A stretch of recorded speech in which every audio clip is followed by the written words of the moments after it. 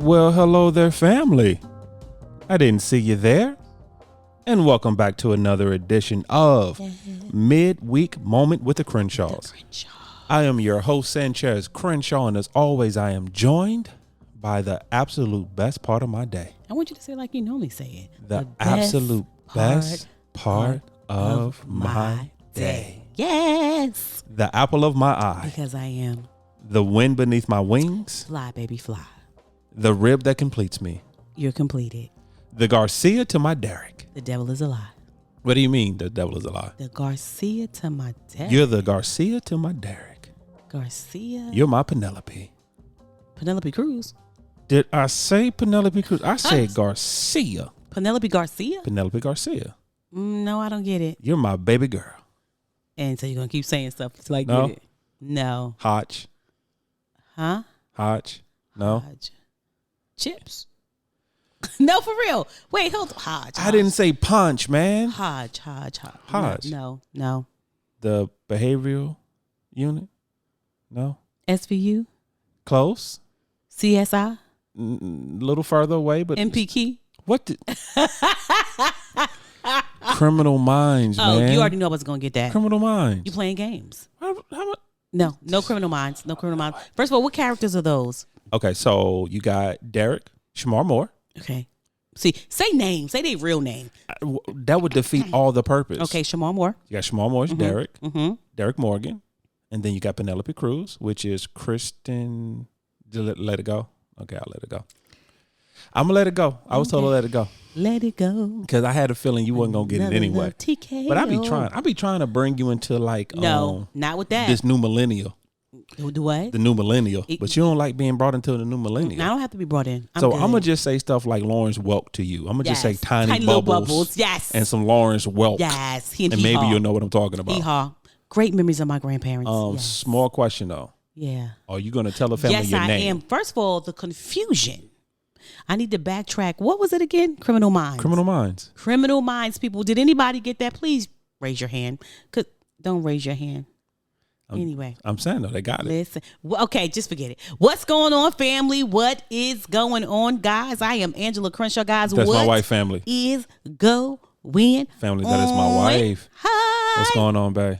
Nothing. How are you? I's here. It is Wednesday. It is hump midweek. Day. It is hump day. And family, we just want to thank you. Yes. We want to thank you guys for Absolutely. joining us. We want to thank you for partaking. Look at that clap. Look at that Come clap. on, look at that clap, y'all. We want to thank you for partaking Come on, that's into the sweet. Crenshaws. Yes. And for our new family members, however you're listening, whether it's on iTunes, whether it's Podbean, Thank whether you, it's guys. Spotify, Oh, my whether it's goodness. Google Play, Yes. whether it's Amazon, whether it's iHeartRadio Come on on, our own personal iHeartRadio. website at www.thecrenshawcorner.com. I'm so excited. We thank you guys. We call all our listeners our family members. Yes, and we appreciate you so much. Yes, we do. Which our family is broken up into two different sections. Yes. We have our new family members who this is our first time, their first time joining us. And we appreciate it. And we love you. Yes. There's a special place in our heart and soul for you. Always. Yes. Yes. And then there's the returning Is that a family call and members. response? Say yes. You Yes. turned it into one. Okay, carry on. Because for you, everything is a Baptist church. Yeah. Yes. Amen. I'm sorry, Pentecostal. Thank you. Get it right. Everything is a Pentecostal church to you. Amen. But for our Amen. returning family members, Yes. you know how we feel about you. Come on, returners. We love Come you guys on. so much. We thank you for sticking out with us. Appreciate it. Come we on thank now. you for joining us week in and week out. Yes, week in and week out. We thank you for joining a us. year. For one particular listener, I'm about to say this. Okay. We thank you for joining us 2 times a week. 2. Not 3, not 4, but 2 times. 2 times a week. Mm-hmm. You can catch the Crenshaws on Wednesdays and Fridays. Once again, not Terrific Tuesday. Wednesdays and Fridays is when you can like catch a the Terrific Crenshaws. Tuesday? Not a Terrific Tuesday. Okay. So, but we just want to thank you guys. Macho Man Monday. Who? Macho Man Monday. Ooh, yeah, I'm the cream of the crop. Yes. Yeah, ooh, the cream rises to the top. Yes. Ooh, yeah. See? Think about it. You think about it. I'm sorry. Macho Monday. That's my. Okay, you have to understand, family. Yeah, we just went on a tangent. But you have to understand, Monday. I grew up a wrestling fan. That is one of the things, me and my grandfather and I, sorry, let me get my grammar correct. Words are hard today. Actually, no, just wanted to get my grammar correct. Get your grammar correct. My grandfather and I used to watch wrestling just religiously. Right. Saturday nights together. This is when you had the old NWA, which turned into WCW. But we used to just watch it. And my favorite wrestler of all, and we used to watch WWF before it turned into WWE. And one of my favorite wrestlers of all time has always been and always will be the Macho Man, Randy Savage. Ooh, yeah, because the cream rises to the top. Best promos ever. Yes. Best promos ever. So, he lived during the time where wrestling was real. Yeah. Pro wrestling was real and kayfabe was alive. But family, I'm sorry, I just went off on a tirade. You did. But family, don't tell anybody anything else, but you did. Always, welcome to the cookout. Yes. Make sure you bring some aluminum foil so you can what, babe? Take something with you. So you can take something with nuggets or something. Or something. So with the Crenshaws. Yes. As you can tell, we every once in a while, we may go down a rabbit hole. Yes. We may go on just a little bit of a tirade. He does every single chance he gets. Wow. But we mean well. We do. We have good intentions. The intentions are good. The intentions are great, baby. The intentions are great. But the one thing. Great. I don't know what's going on with me today, but go ahead. But the one thing we always try to do, we always try to bring you perspective. Yes. We always like to give you a different way to look at things. Please. A different thought process, if you will.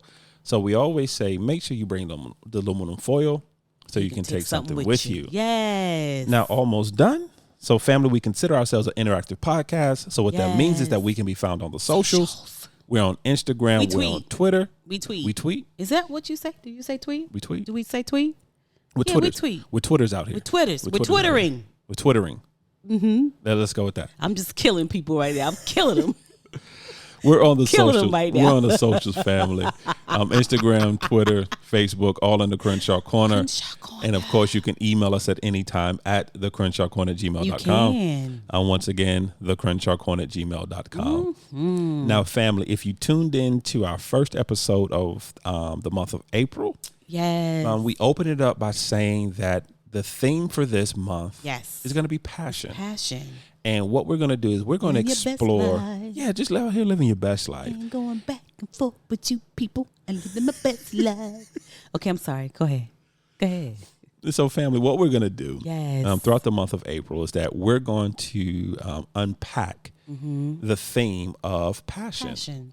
And so what we want to do on this particular episode, Wednesday, on Wednesday, family, we have a guest. We do have a guest. We have a recurring guest. We're about sick of her. Yeah, we're about sick of her. People keep asking for her, and I don't know why. Well, it's the Crenshaw Quanta. Yeah. Well, technically, she's a Crenshaw, so. But still. Everybody want to. She's so funny. She's whatever. Here it is, family. So. We have a guest who actually has become a reoccurring theme herself. Once She's again, her own personality. The family keeps asking about her, asking for her to be on the show. Right. To be honest, we don't really want her on the show, but we bring her. We like pleasing the family. Yeah, we're gonna do it for the family. So say hello to the family. Y'all are just rude for no reason. Okay. You gonna introduce yourself, sis? Yes. Okay, carry on. I am Morgan Crenshaw, the daughter of these two amazing, phenomenal. That was sarcasm. Yeah, because I didn't feel it. I didn't feel that at all. Just for the people who were listening, I didn't know if they caught it. You just wanted there to was an explain eye roll when I said phenomenal. Okay. Wow. Somebody's sleeping outside tonight. That's all I'm saying. Again, with the rudeness. I'm just saying. So we brought her back because since we're talking about passion and about living your best life and living your dreams and following your passion and what you love to do and having your gifts and talents, we wanted to talk to her because she's had the same passion for the same thing since a little girl. And then she manifested and became exactly what she said she wanted to become. And so we just wanted to kind of talk to her about her passion. So that's why we brought her back, so people can stop asking us, what's Morgan doing? How's Morgan? Oh my gosh, Morgan is so funny. We love hearing from Morgan. Okay. She's such a wonderful personality. Don't hate me because you ain't me. Okay. Oh, wow.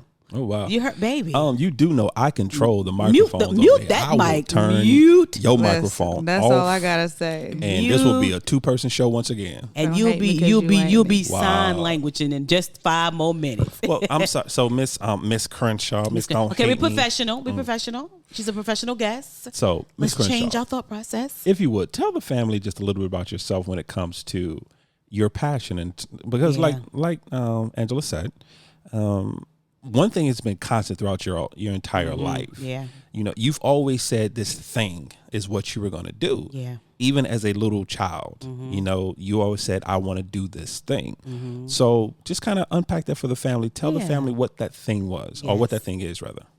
I am a teacher. Yes. I love children.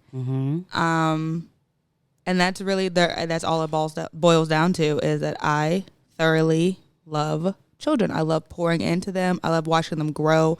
My favorite thing is just watching them grow from not talking, not doing anything, to having full-blown sentences. Right. Yeah. Now, at what age did it hit you that, you know what, I want to go into education? I think I fought it for a very long time.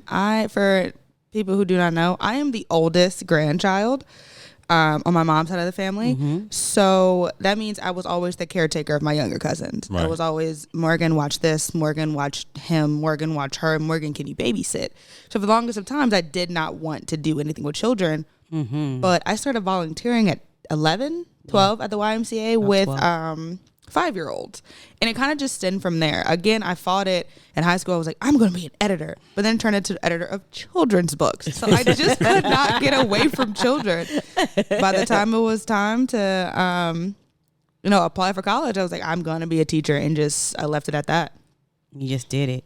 Okay, so tell me this thing about being, because if anybody knows you, like, she's so excited about I've never seen someone so excited about making lesson plans. Like, she just recently came in house. She was like, let me tell you, it's about to be Earth Day. We're going to make dirt and we're going to make lava lamps. And I'm looking at her like, But the excitement behind that is so crazy. So again, not trying to shy away from what you're doing as an older person, but as a young person, for you to know this, like, but did you know what type of teacher, or are you just like, I just want to teach. I just want to teach. Or did you know you want to be in the school system? Like, what did you, when you consider teaching? Because sometimes with people, they kind of box teaching into one box, like you must teach in school, when there's so many other arenas. Yeah, traditional, brick and mortar, right? Exactly. Classroom type teaching. So what was that for you? For the longest of time, I thought that teaching was just, I had to be in a classroom. I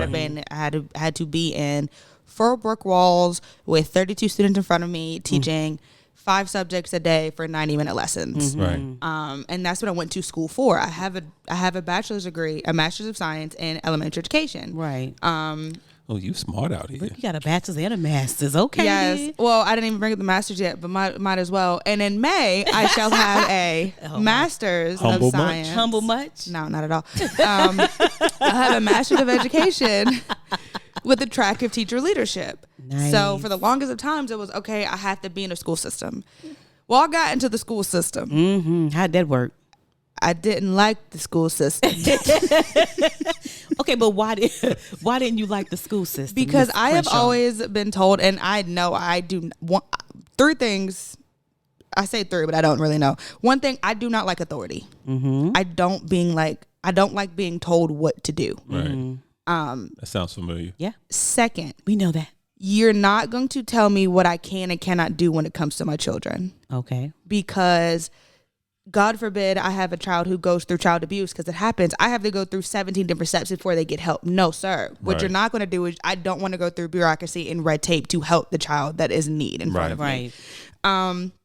And 3, I've always wanted, teaching to me is just completely different than politics and a data point and a test score. It is, what are you going to learn in my classroom that you can take for the rest of your life? Right. And that's good. Recently, I made a move back from Greenville, where I was located, and I started teaching at a private preschool. And the biggest thing that they told us is, yes, we are infant through preschool, but we're not a daycare. Right. We are teachers. Right. We're teaching your children STEM, sign language, science, social studies, music and movement at 6 weeks. Wow. So that kind of broke the mold of I don't just have to be a quote unquote teacher that you see on TV. Right. I don't have to be that. And one thing that to answer your question, I'm no longer a teacher. I'm an educator. Come on now. Okay. I went from Come on, sis. because I can teach you how to ride a bike. Right. But I'm going to educate you on the mechanisms of how to ride that bike so you can take that for the rest of your life. Your That's that master's degree your right there. parents raised you well, whoever they are. Somebody My God. raised you well. Somebody raised you well. I got a question for you though. Yes. Along those lines, because as we said, you knew from a very early age, kind of where you wanted to be. You wasn't sure the direction, but you knew the field that you want. You knew, regardless of what it looked like, you were going to be an educator. Right. So my question is, because you decided at a young age, what kind of obstacles did you get along the way? Any adversity that you saw? Was there anyone telling you that you were too young to know what you wanted to do? You know what I'm saying? So what was there any, I don't want to say necessarily setbacks, but yeah, adversities. Any adversities that you saw? Any stumbling blocks? Yeah, because you chose at a very young age kind of the path you wanted to take. I think all my roadblocks were personal. They were self roadblocks. Because like I said, I fought it for so long. I didn't want to be the one who always was taking care of other people. Fortunately and gratefully, I have a family that was very supportive. It didn't, no matter what I said I wanted to do. You want to teach? Cool. We're going to volunteer. You want to act? Cool. We're going to put you in place. You want to do this? We're going to do this. So I've never had that. It was more mental. It was more, you know what? Let me take that back. It was the money portion of it. What do you mean? Always got, teachers don't make a lot of money. Okay. Yeah. If I'm teaching for the money, I'm not teaching for the right things. Right. If I wanted to make money, I'd go have a business degree and make and do something like that. And that was, I knew, and you always told me that if I could do something for free, that is my passion. I've been volunteering since I was 11, and I volunteered from 11 to 18 when I went to college. Right. Yeah, absolutely. Faithfully, never skipped a year. So I went from the YMCA to the church to babysitting to all this other things. And I'm like, this is what I want to do. Right. So do you think that being fed, because that's what you said you wanted to do, and a lot of times when people have a passion, they have it, but no one is feeding it. So do you think because you were fed, like volunteer at the Y with children, volunteer at church with children, volunteer, do whatever you need to do to be around children to make sure that that's exactly what you wanted to do? Did that help though? Did that help you a lot? Yes, because it pointed me to where I wanted to be. Okay. So teaching everybody knows the school system goes from K to 12. I knew from a very young age that I could not teach high schoolers or middle schoolers. I do not have the temperament nor the mind capacity to teach a 13-year-old. Right. I used to tell my parents at 13, I'm a teenager and I hate being a teenager because I am moody for no reason and I am sorry because I don't know what's going on. I do not know what's going on. So imagine me, I'm currently 24 getting my master's. Imagine me 24 sitting in front of 18-year-olds who think they know better than me. Yeah. I'm going to get arrested for putting my hands on somebody else's child. So I knew that was out for me. So high school, you already just take that out. Yeah, take out high school, take out middle. Take out middle, okay.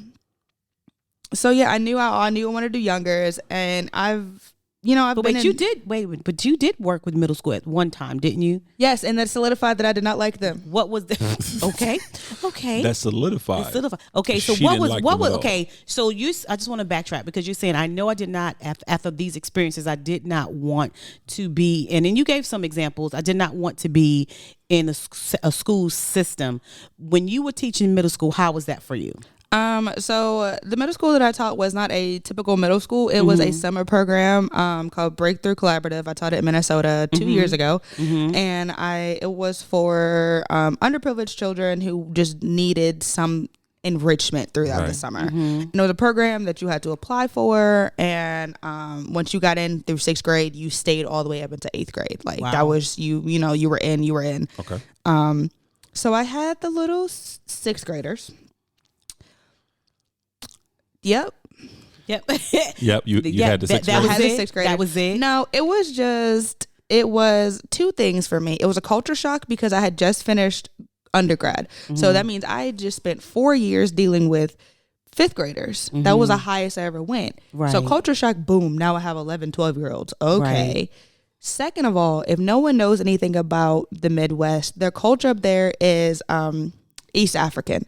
So there are a lot of Somalians, which is something that I hadn't really encountered. Right.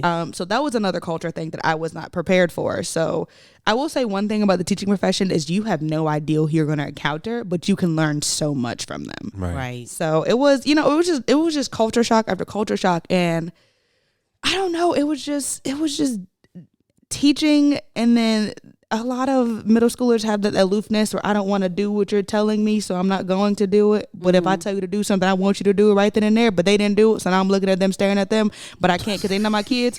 So Right. it was only 3 months. It was only 3 months. It was 3 months. Countdown to 3 months. Has it ever been an experience where, and I know you got a question, babe, sorry. No, you're fine. Has there ever been an experience where you was just like, you know what, I just don't want to teach at all. I just, like, has it ever become too much? Because even though it's our passion, we want to do it so bad, sometimes it can become so daunting and so, I don't know, will you just be like, I just don't, have you ever experienced that where you just like, I just don't want to teach anymore? I don't think that I thought that, not saying that I thought that this was the thing I wanted, but it wasn't. Have you ever second guessed yourself? I guess I'm trying to say. In my senior year of college, during my internship, and y'all know where I'm going with this, I called my parents, all 4 of them, after school and told in tears, telling them that a 10-year-old boy just tried to fight me.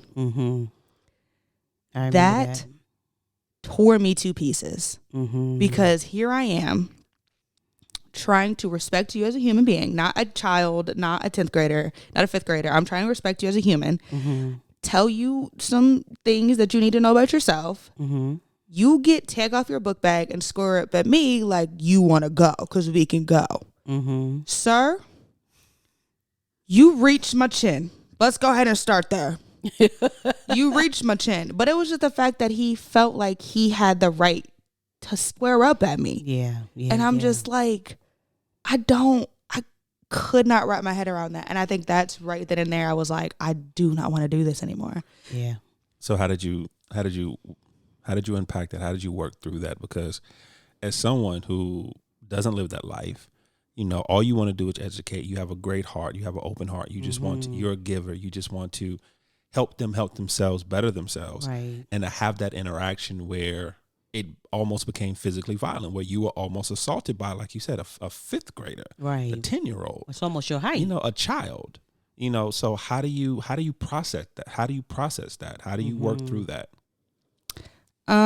For me, I'm the type where I kind of just have to cry my river, and then I cried my river. I called my parents; they're my biggest support systems. And then after that, I don't know. I brushed it off, and I came back the next day. Because I decided right then and there that no matter how much anger he has in his little body, his anger is not at me personally. Right. He has other things that's going on in his life that is affecting him and that is making him lash out, and it's not personal. It's not my fault. So was it hard for me to go back the next day? Of course it was. Right. But did I go back the next day and talk to him about it, and we just kept it pushing? Yes, because I had to, because that was my job. Right. I feel like I had to get to a point where whatever happened in that school, I had to brush off my shoulders and not take it home, because then I'm just going to stew in it and be upset about it and just be about it, and then give it to somebody else, and it's something that they don't deserve. So it was one of those things where I was just like, it happened, and now let's move on. Because at the end of the day, I have a degree to get, and that's how I thought about it. I have to pass. I have to continue what I'm doing, because I cannot give up my dream because of this, of this test. Now, for the family member who is at a crossroad right now, because that was a crossroad for you, that was your moment to decide which direction you want to go in. Right. Do you want to just be like, what, I don't want to do this anymore and find a new path, or buckle down and say, you know what, this is what I'm built for, and I'm a pursue it. Right. So for a family member who's at a crossroad right now, it doesn't have to be teaching. It could be anything: writing, creating, building a business, whatever their passion is, and they're at that crossroad right now. Well, they have to make the decision: do I continue? Do I continue to push on, or do I do something different? What would be your advice for them right now? I would just go back to thinking on what made you choose this in the first place. What made you choose the path you're on in the first place? If it is a path of superficial things, money, prestige, title, that's not where you belong in the first place. Right. If you can sit down and say, I can do this every day, no matter what is being thrown at me, then that's where you belong. Yeah, I don't know. You just have to really just think about like, can I see myself retiring in this in 60 years? Right. Is this where I see myself living for the rest of my life? And if it's yes, go ahead. Also, if that particular path you're on is not working for you, but you want to do something like that, find your own way to do it. Right. Absolutely. Just because I'm a teacher doesn't mean that I'm a school teacher. I teach infants. I teach 12 to 18-month-olds. And when I tell you I teach them, I teach them. They're learning the ABCs. They're learning sign language. I'm teaching my nephew sign language now, and he's not even 1. Yeah. That's right. I'm All done. All done. All done. So just find a new way to do it. I had to, and I'm happier than I've been in years. Yeah. Because I realized I did not want to be in the school system. I wasn't going to sacrifice my happiness for a check. Right, exactly. And I think sometimes people think when they're doing a passion, let's say about nursing, and they're going, I want to be a nurse and that's my passion. And they think that the only way to be is in the hospital. Right. Versus understanding that you can be a virtual nurse, you can be a nurse at a school, you can be a traveling nurse. You can be a traveling nurse. There's so much to that. And I think what happened for you is when your first thought process, and you can correct me if I was wrong, was, okay, I'm going to be a teacher, but I'm going to be in the classroom, not knowing that there was so many other opportunities to be a teacher in different ways. Is that correct? Correct. Right. So I always say, like, your passion, you keep doing your passion and you volunteer and do stuff, and it'll actually lead you to exactly where you really want to be. But don't close, because I used to tell Morgan all the time, don't close yourself off to one thing. Yes, you're a teacher, you're an educator, but that doesn't mean you have to be in one area. Find other areas to be in until you find the one that you love, so that's been so important. There's one thing. There's a particular creator that I follow, and most people know who I'm talking about. Kev on Stage. Kev on Stage. Kev on Stage. When I tell you, shout out to Kev on Stage and Miss Kev on Stage. I love Kev's phenomenal. them. If you've never heard of his story and don't know who I'm talking about, go to Instagram, go to Facebook, go to YouTube, and just look up Kev on Stage. Kev on Stage. And just watch his material. He used to be with All Def Digital, actually still with All Def Digital. Yeah. But his story is amazing. But there's one thing he said. He said that he got, and I'm going to paraphrase, he got tired of asking people to be at that table. So he built his own. That's right. And so he started his own production company. Right. He started his own studio. They're making short films and having other creators come in and making content. And he built his own table. And the reason I'm saying this is because it's kind of what Morgan was touching on. If you're at a place where you're like, but there's no way for me to do this, or I'm tired of having to ask somebody if I can do this or how to do this, then build your own. Yeah. Then figure out a way to do it where you're doing it the way you want to do it. Because here's the thing about following your passion a lot of the times, it doesn't have to look a certain way. Right. It's an old expression. I don't know if people say it anymore. But there's more than one way to skin a cat. Yes.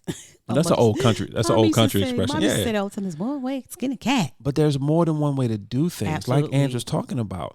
There's so many different ways of being a nurse. Yeah. There's so many different ways of being a teacher. There's so many different ways of being a writer. Right. If you're a person that loves writing, you don't necessarily have to be an author. You can be a ghost writer. You can be a freelance writer. There are so many different freelance websites you can go to where people are looking to hire somebody to write something for them, to write a paper for them, to write a chapter for them. Write greeting cards. Right. There's just so many different ways to do it. So just because you may have hit a brick wall in one avenue of following Right. your passion, Right. then you know what? Either go over the wall or go through it. Yeah. Was there ever a time that you thought to yourself, you know what? I've hit a brick wall. I don't know what to do. And I know we've talked about that a little bit earlier. I've hit a brick wall. I don't know what to do, or I don't know what I'm doing. And if so, and I say that to you because there's so many family members out there right now that's going, okay, I get it. I know my passion, but I've hit a brick wall. I don't know what to do, and I don't even know what I'm doing. Did you ever feel that way before? Yes, I felt that way. I was in it was like about a year ago, actually, before I moved back to Charlotte. COVID was heavy. So, you know, everybody was heavy. Right. Everybody's head was heavy. Heart was heavy. And one thing, I remember calling you guys and telling you how I felt. And I'm like, I don't know what to do. I don't want to teach. Teaching does not make me happy. And one thing that stuck with me that I'm going to tell the family members is it's okay. Once I figured out that it's okay not to know, the weight lifted off my chest. Yeah. And then I know some people are like, well, I'm 42. Like, what do you mean it's okay? It's okay to be 42 and not know what you're doing. It is all right. The only one that you're battling is yourself. Yeah. You're not battling anybody else. Right. Just because people say, oh, you're 66 and you should have your life together. No, ma'am, no ham, no turkey. No, ma'am, no ham, no turkey. Alrighty then. Okay, then, school teacher. Take that one with you, family. I'm sorry, educator. Listen, if you feel like at 66 you want to do something different, then do something different. Right. No one's telling you no but you. Yeah, absolutely. And once you tell yourself yes, then do it. Honestly, the biggest thing that you can do is research, because that's what I had to do. Yeah. I literally had to open my laptop and just start typing stuff in. Yeah. Typing in different ways to teach, different ways to be a teacher. How can I do a teacher, but I don't want to do this? How can I do this, but I don't want to do this? And just see what's out there, because like Andrew was saying, we close ourselves off from thinking, different things. So once the world is your oyster. It's right there. Open your laptop, open your phone, go to the library, click on Instagram. Let me tell you, the FBI who lives in your phone, say a word, it'll be on your ad. Yeah.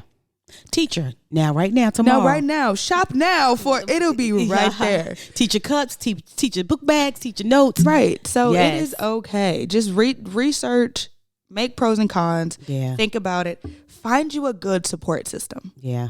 Support system that is not going to belittle what you're doing, because it's not a support system. Right. A support system is going to just sit there and listen and go, okay.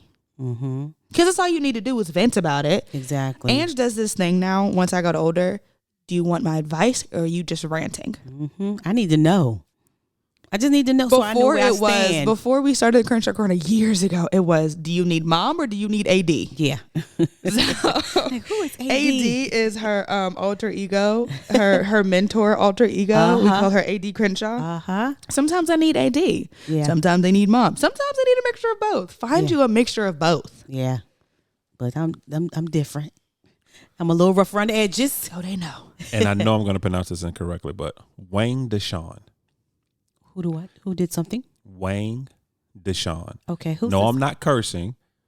I'm not being inappropriate. I'm giving you a name. Okay. Wang Deshawn. Wang Deshawn. It's something, and when I tell you who it is, you'll understand. It's something that Morgan just touched on, because a lot of people do that because they're a certain age. They feel like their time is up. Yeah. They feel like, I can't pursue this dream. I can't pursue this passion. I'm of this age. Wang Deshawn is the 80-year-old Chinese male model. Oh my God, he's beautiful. I know exactly. He's a beautiful man. God, I know exactly who he is. That did not start modeling until he was in his late 70s, early 80s. Yeah, I know exactly. And he's a worldwide phenomenon. Please look him up. He's a beautiful family. man. WANG, first name, last name is DESHUN. Wang Deshawn. Yeah. And he did not start. Yeah. And he's in a profession that you have to be young. You have to be thin. So they say. So they say. So they say. You know, there's certain, characteristics and criteria that you have to check off. And he's like, nah, I don't want to do that. I want to do it my way. And when I want to do it. And when I want to do it and how I want to do it. Yeah, absolutely. And he's became literally a worldwide phenomenon. I love it. In his late 70s, early 80s, and he's a fashion model. Yeah, he's beautiful. Yeah. Please look him up. And I think people need to understand too that just because you're not doing it doesn't mean the passion for what you want to do is going to go away.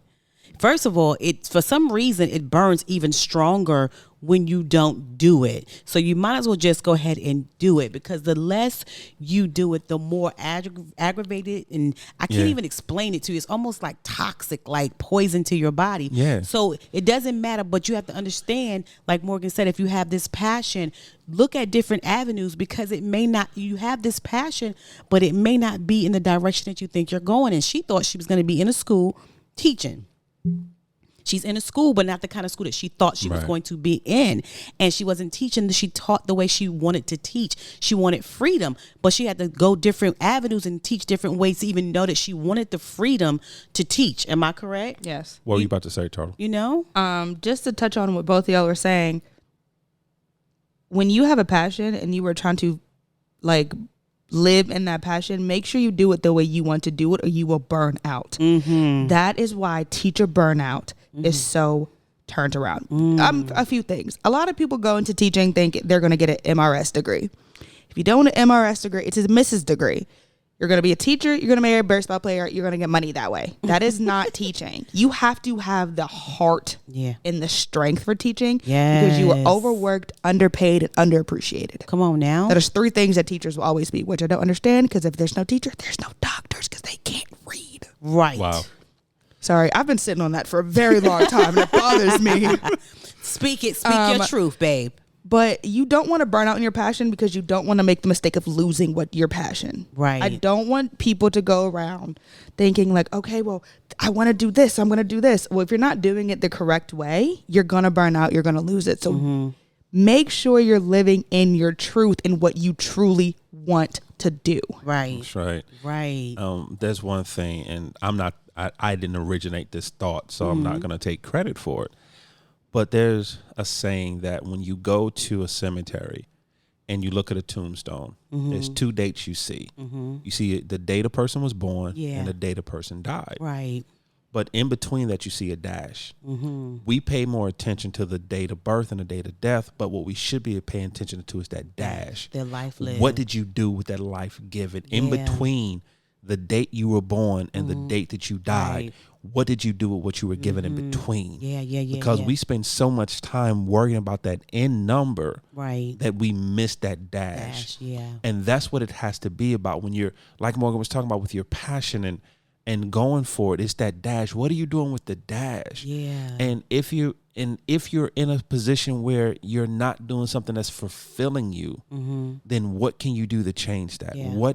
What can you change? What can you do? Right. What small steps can you take to be able to change it, that you can get to a position where you're being fulfilled by what you're doing, where you can spend the rest of your life doing this thing. I think that's one of the most profound things you said, Mo. Right. Is that, can I do this thing for the rest of my life? Right. Can I see myself until my eyes close permanently doing this thing for the rest of my life and being fulfilled by it? Because I think that sometimes, because of course, both your grandmothers are educators. You have one grandmother who's a librarian, am I correct? Yes. And then you have grandma who's been a school teacher. And one thing that always told when she retired, she didn't think as far as she was an educator, she was a teacher, she'd been doing it for 39 years.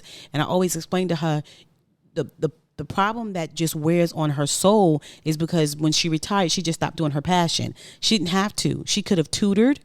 She could have volunteered. There's so many, even then when you come out of this, whatever system you in, if that's your passion, Don't stop doing it because you're not doing it in corporate America. Do it for fun. Do it because you love it. And I always tell her, mommy, teach. You go volunteer to school. Go tutor some second and third graders. So now she's basically teaching her grandsons, because they're there with her now. And that's what brings her fulfillment when they come ask her questions. And she sees the aha moment. She's like, ooh, I just got him. He just understood. That's it. And people need to understand that just because you stop doesn't mean your passion stops. And most people say stop chasing your passion. But see, the thing about that, stop chasing your passion, to be honest, your passion's going to chase you. Your passion chases you. It fuels what you do each and every single day. It fuels you every time that you do a lesson plan and come home and be so excited about these little lesson plans. And I'll be like, okay. Wow. Because for me, it's not the lesson plans, it's the enjoyment that my kids get. Yeah. My kids are 12 to 18 months. Mm-hmm. So they don't understand life. It is okay. But when I make a volcano and their eyes get big, that brings me joy. Yeah. When I can introduce them to new foods, it brings me joy. Like Earth Day, we're making dirt cups. Dirt in a cup. Dirt in the cup. It's just chocolate pudding with cookies on top. I'm so serious. It's dirt in the cup. We're making lava lamps. Like it is. I'm introducing them. I was okay. I'm sorry to cut you off, sis, because I have to. I was so excited when she told me how to make my own little lava plant. Tell the people how to make the lava. So make their lava lamp. You need a jar, mason jar, whatever you want. We made it in a water bottle before. You fill it up 3/4 of the way with oil, vegetable or canola. You maybe do 1/4 of a cup of water in it, and then you put food coloring, just a couple drops. What makes the lava lamp is Alka-Seltzer. Alka-Seltzer. Is anybody because Alka-Seltzer, so oil and water, of course, splits. Right. So the water's going to settle on the bottom. The Alka-Seltzer is going to come all the way down, hit the water, and make everything bubble up. Come on, Alka-Seltzer. I'm gonna actually do that myself. I want to try. I told her. I was so excited. I do one like for a little butt. Yeah, I was so excited, like a little kid. I was like, oh. We're gonna do that. I can make my own. So it's stuff like that. The fact that you guys are excited. Think about like little kids. Like they don't know what's happening, but they're like, yay! That is what I get. They love it. So I love watching that. I've had babies come to me that aren't eating, that aren't holding anything in their hand, that aren't speaking. That is telling me the same child I've had for 6 months. He came to me the other day and was like, she's crying. Well, yes, she is crying. But I'm like, why is she crying? He goes, I don't know. I don't know either. But just the fact that you're talking. It's the fact that you're talking and eating. It's pouring into them. And the parents come back and be like, whatever you're doing is working, and I thank you for it. Right. Yeah. It's not for the money. It's not for the recognition. It is the fact that I'm making a difference in a child's life. One child at a time is how I live. So last question before we go, because I know we got to go. This is supposed to be a moment, but has it made a difference in Morgan's life? Yes, it does. I wake up joyful to go to work. That's what I want to hear. If you can wake up joyful, no matter if you are hurting, sick, don't want to call. Some days you're going to call off. Some days it's okay to play hooky. It is okay to play hooky if you got the PTO for it. If you got the PTO for it. Got the time. But the paid time off. If you can wake up and it is snowing and raining and it's cold outside and you be like, okay, gotta get to work, then that's what you're supposed to do. I love it. Miss Crenshaw, leave the family with a final thought. What's please. your final thought, sis? Final thought. I don't know. Do whatever is the first thing on your mind and the last thing on your mind when you go to sleep. So if you wake up thinking about it and go to sleep thinking about it, that's what you're supposed to be doing. I like that. Miss Angela? First of all, I want to say this is almost like my heart, because all the things that we poured into her as a younger person, for her to regurgitate it right now, I'm looking at her like she was listening. She was paying attention. You have been just because I look like I wasn't doesn't mean I wasn't. Okay, yeah, he was paying attention. She was paying attention. My final word for you is: let the passion burn you. Let it burn inside of you. Do something with it until the day you die. Don't carry all of that inside of you to the grave. Right. That's my final thought. I got you. My final thought is actually going to be one stolen from you. You said something. I don't know if you realize you said it, but I found it so powerful. Whether or not you chase the passion is going to chase you. Mm-hmm. So when you have that thing, as Morgan was talking about, that thing that you wake up thinking about, that thing that you go to bed thinking about, whether or not you pursue it, it's going to pursue you. It's coming after you. It's coming after you. Coming. So you might as well meet it halfway. Yeah. Because it's coming for you. Absolutely. You going to say something, Turtle? Sorry, I just have one last thought. Don't confuse a passion for a love. Sorry, random. I was just thinking about that. Come on, break it. Come on and be a Crenshaw woman. Come on, break it down, sis. I love cooking, but cooking's not my passion. Cooking is my love language. Yeah. I tell people I love them when I cook for them. Right. But my passion is children. So if there's something you love to do, do it. But if there's something that burns inside of you, that's your passion. So don't confuse those two. Sorry, I just wanted to differentiate real quick. She out here teaching. Educate Come on, the family, educator. girl. Educate the family. Educator. May 7th, okay? Go ahead and send the cash apps. What can they send? Tell them you graduating May 7th. I'm going to drop it on the podcast. You're going to drop I your done cash dropped my app. socials one time. I dropped the cash app too. Let them know that. Bless you. Go ahead and bless me what's on your my cash app? next journey. It is Monet 97. Is that like a dollar sign? Yeah. Dollar sign. I'm gonna check that again because I'm gonna come back. But it's MMMONEE 97. Go ahead, May 7th. She Go ahead and graduate. drop that on May 7th. For every $5 dollar count. Any dollar count. Any dollar count. Family, you heard her. Every dollar count. Every dollar count, y'all. Go ahead and send an appreciation offering. Yes. Go on and send a love offering, y'all. Morgan Crenshaw, we thank you as always for joining us. Always good to be with you. We thank you for being Seriously. here. Family, we thank you. I see why they love you. Yeah, I see why they love it too. Yeah. Family, we thank you. We thank you for listening, family. However you're listening, whether it's on iTunes, whether it's Podbean, whether it's Spotify, whether it's Google Play, whether it's Amazon Music, iHeartRadio, or on our own personal website at www.thecrenshawcorner.com. Remember, family, we are an interactive podcast, which means we can be found on the socials. We're on Instagram, we're on Twitter, we're on Facebook, all in the Crenshaw Corner. And of course, you can email us at any time at thecrenshawcorner@gmail.com. Yes. Once again, thecrenshawcorner@gmail.com. And as always, family, welcome to our journey. We love you guys. Bye.